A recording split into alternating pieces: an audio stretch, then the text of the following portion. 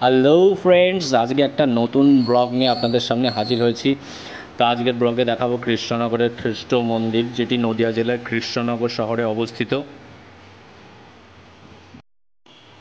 সামনে থেকে দেখলে খ্রিস্ট মন্দিরটিকে এরকম দেখায়, এবং খ্রিস্ট মন্দিরের আমি এবার ভিতরে প্রবেশ করব। ভিতরে গিয়ে আপনাদের দেখাবো যে খ্রিস্ট মন্দিরটা কেমন এবং ভিতরটা কিভাবে সাজানো আছে।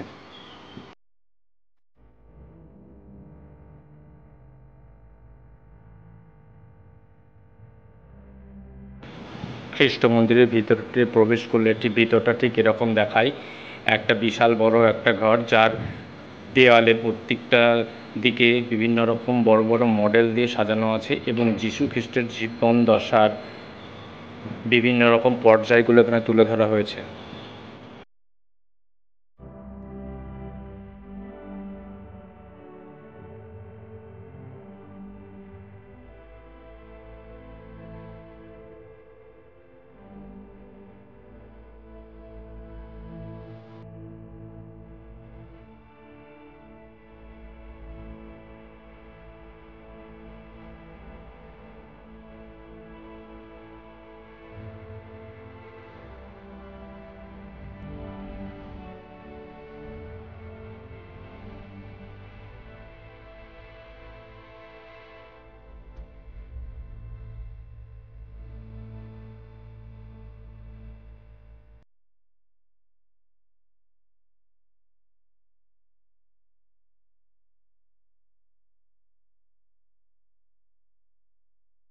তো গাইস, খ্রিস্ট মন্দিরটি সত্যিই অসাধারণ। এখানকার প্রত্যেকটা দেয়াল খুব সুন্দরভাবে সাজানো হয়েছে।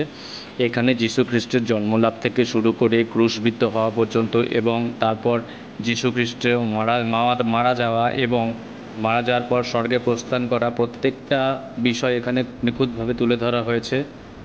এবং খ্রিস্ট মন্দিরের যে উপরের অংশটা আছে, সিলিংটাও খুব সুন্দর। এখানে সূর্যের আলো পড়ে এই কাঁচের মধ্যে যেই ছবিগুলো বানানো হয়েছে সেগুলো খুব সুন্দর দেখায়।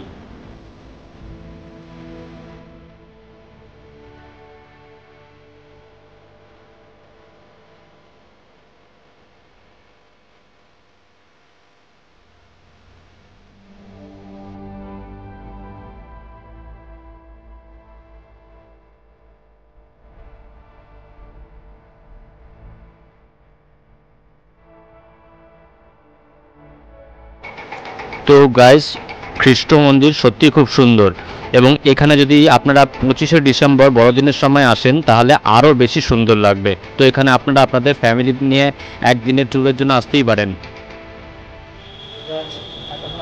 খ্রিস্ট মন্দিরের দিকটা দেখা, এবার আমি বাইরের দিকটা দেখাবো। বাইরের দিকটা কেমন এবার আপনারা দেখতে পারবেন। সঙ্গে থাকুন।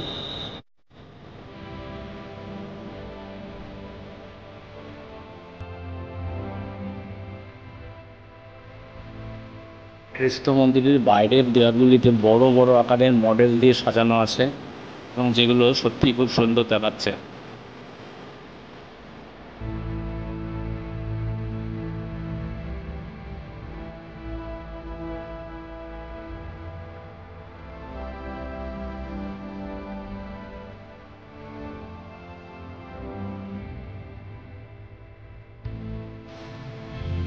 এবার একটা অন্য সাইডে এবার যাবো খ্রিস্ট মন্দিরের ভিতর।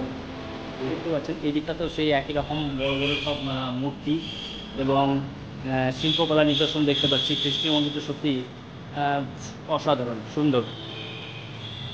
তো মাদার টেরেসা, আমার পিছনে যে মূর্তিটা আছে মাদার টেরেসার মূর্তি।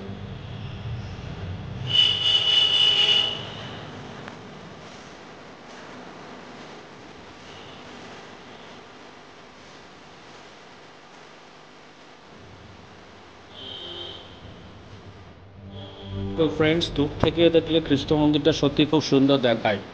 তো এইটা খ্রিস্ট মন্দিরের দেওয়াল বাইরের দিকের অংশ, যেটা খুব সুন্দর দেখাচ্ছে। এবং এই ছিল আজকের ব্লগ। তো বন্ধুরা, আজকের ব্লগটা কেমন লাগলো আপনাদের অবশ্যই জানাবেন। পরবর্তী ব্লগে খুব তাড়াতাড়ি দেখা হচ্ছে, সঙ্গে থাকুন।